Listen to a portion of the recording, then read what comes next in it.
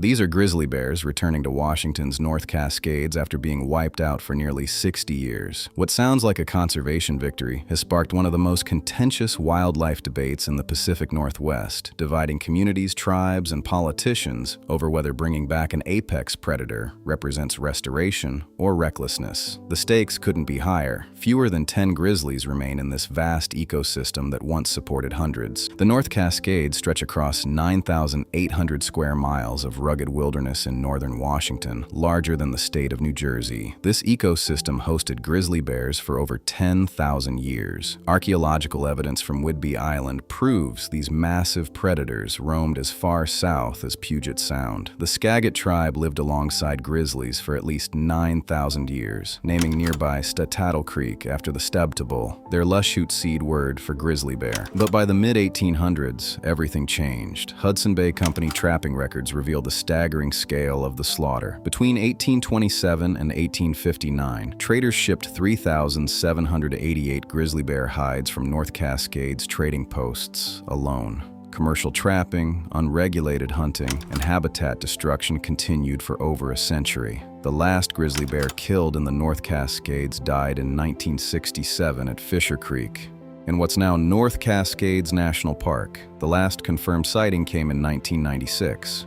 The numbers tell a story of near extinction. Before 1800, an estimated 50,000 grizzly bears roamed the contiguous United States. By 1930, fewer than 500 remained. By 1975, when grizzlies were listed as threatened under the Endangered Species Act, only about 800 survived. Today, roughly 2,000 grizzlies exist in the lower 48 states, confined to just 2% of their original range. Recovery efforts have shown success elsewhere. The Northern Continental Divide ecosystem around Glacier National Park now supports over 1,000 grizzlies, proving restoration can work.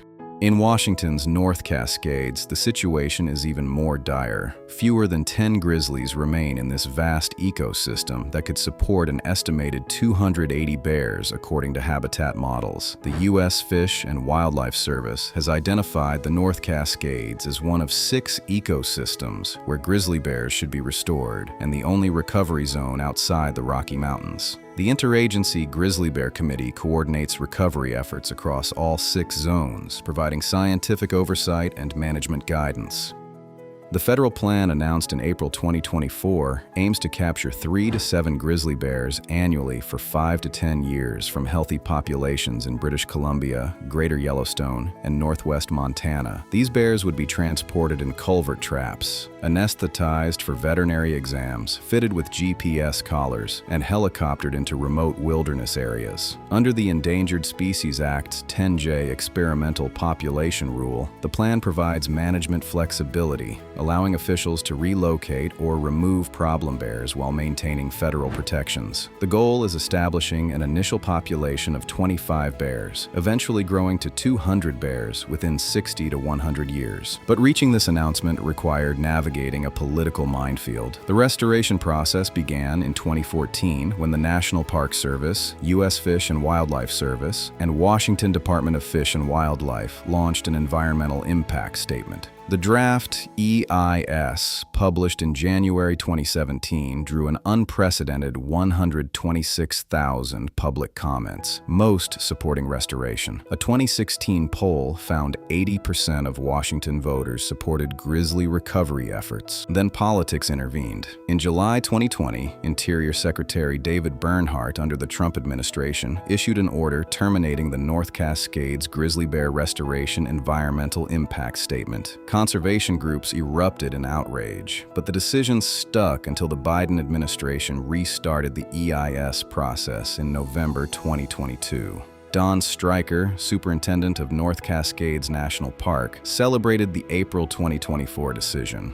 "We are going to once again see grizzly bears on the landscape, restoring an important thread in the fabric of the North Cascades." Brad Thompson from U.S. Fish and Wildlife Service emphasized the management flexibility the plan provides. recognizing that grizzly bear recovery in the North Cascades is dependent on community tolerance of grizzly bears. Yet, community tolerance remains deeply divided. The strongest support comes from many conservation groups and some tribal nations. Conservation Northwest generated over 133,000 comments supporting reintroduction. Marilyn Scott, chair of the Upper Skagit tribe, explained the cultural significance. The tribe's history, culture, and identity is so intertwined with grizzly bears and the North Cascades ecosystem that it's impossible to separate them. But other tribes oppose the plan entirely. Nino Maltos II, Sauk Seattle tribe chairman, argues that introducing grizzlies threatens already fragile salmon populations. Given the fragility of wild salmon, this resource could be decimated by the introduction of grizzly bears. This concern resonates deeply, as grizzlies are opportunistic feeders that will consume salmon when available. Ranchers and rural communities express different fears. Rachel McClure from the Okanogan County Cattlemen's Association argues, "We already have predator issues in the state. We don't need another apex predator when we can't deal with what we have. We're busy dealing with wolves. We don't need to be thinking about bears." These aren't unreasonable concerns when you consider that grizzly bears can weigh 500 pounds and run 35 miles per hour. The controversy extends to translocation success rates. A study of 110 grizzly bear translocations in Alberta found a 70% failure rate, with bears either killed legally or illegally, engaging in repeated conflicts, or wandering back toward their capture areas. Only 30% succeeded, with females showing better success rates than males. Republican Congressman Dan Newhouse has been the most vocal political opponent, introducing measures and appropriations bills to block spending on grizzly reintroduction and filing a resolution of disapproval under the Congressional Review Act. He argues no amount of local opposition was going to prevent these federal bureaucrats from doing what they wanted all along. The biological challenges are equally daunting. Grizzlies are tied with muskoxen as one of North America's slowest reproducing mammals, giving birth to 1 to 3 cubs every 2 to 4 years. Over a roughly 30-year lifespan, this reproduction rate makes population recovery extremely difficult. As Joe Scott from Conservation Northwest admits, it's not an easy animal to recover from zero. It's tough. They reproduce slowly. They have challenges dispersing from their home ranges, and it's just going to take a long time. There's also a legal quirk complicating matters. Washington state law prohibits using state money for grizzly restoration, meaning the project must be conducted entirely by federal agencies. This creates additional administrative hurdles and limits local agency involvement. From an ecological perspective, grizzlies serve as what scientists call an umbrella species. Their habitat requirements are so extensive that protecting areas for grizzlies automatically protects hundreds of other plants and animals. Grizzlies dig prolifically, tilling and aerating soils while spreading seeds from plants like huckleberries. An adult female grizzly can consume 2.5 gallons of huckleberries per day during summer months, later depositing those seeds across the landscape through their scat. As bears prepare for winter hibernation, they enter hyperphagia, a period of intensive feeding where they consume over 20,000 calories daily. Climate change threatens critical food sources like whitebark pine, making habitat restoration even more urgent. The North Cascades ecosystem represents one of the most intact wildlands in the contiguous United States, with 85% under federal management. Recent years have witnessed the recovery of gray wolves, wolverines, and Pacific fishers, suggesting the ecosystem's resilience.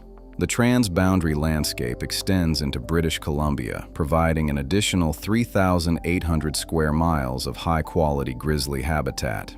But as 2025 unfolds, the restoration plan faces new uncertainty. The second Trump administration has put implementation on indefinite hold. While agencies made a decision in 2024 to restore grizzly bears to the North Cascades ecosystem, there is currently not a timeline for when translocations may begin, said North Cascades National Park spokesperson Katie Hooper. Federal budget cuts and hiring freezes compound the challenges. The National Park Service has lost 24% of its permanent staff nationwide since Trump took office, and North Cascades National Park lost its lead wildlife biologist. A proposed 37% budget budget cut to the Park Service threatens even greater setbacks. Mitch Friedman from Conservation Northwest captures the current mood. Nobody left who cares at FWS or NPS is foolish enough to stick their neck out for bears, or much else, at this point. Sad state of affairs not just for bears, but for rule of law. The grizzly bear restoration debate reflects deeper questions about humanity's relationship with wildness. Are we obligated to restore what we destroyed? Can we coexist with apex predators in an increasingly developed landscape? The North Cascades grizzlies represent more than just another conservation project. They're a test of whether we can heal the wounds inflicted on our natural heritage. Whether grizzly bears actually return to Washington's mountains may depend less on science than on politics, less on habitat capacity than on human tolerance. For now, the North Cascades remain empty of their ancient inhabitants, waiting to see if we possess the courage to truly restore what was lost. Thank you for watching, and see you next time.